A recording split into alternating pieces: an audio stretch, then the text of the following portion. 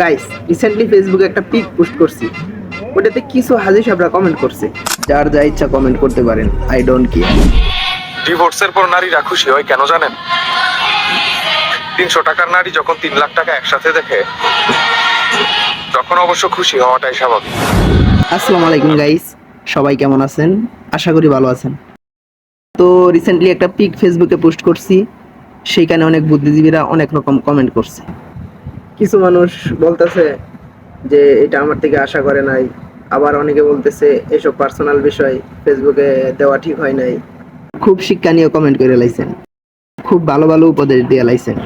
হ্যাঁ, বুঝতে পারলাম যে এটা ঠিক হয় নাই, কিন্তু সে যে আমার জীবনটা নিয়ে খেলায় দিল, এটা খুব ঠিক হয়েছে। ওর চরিত্রের বিষয়ে যদি আপনারা জানতেন তাইলে এসব কমেন্ট করতেন না। তো যার যা ইচ্ছা কমেন্ট করতে পারেন, I don't care. Comment box খোলা আছে, সমস্যা নাই।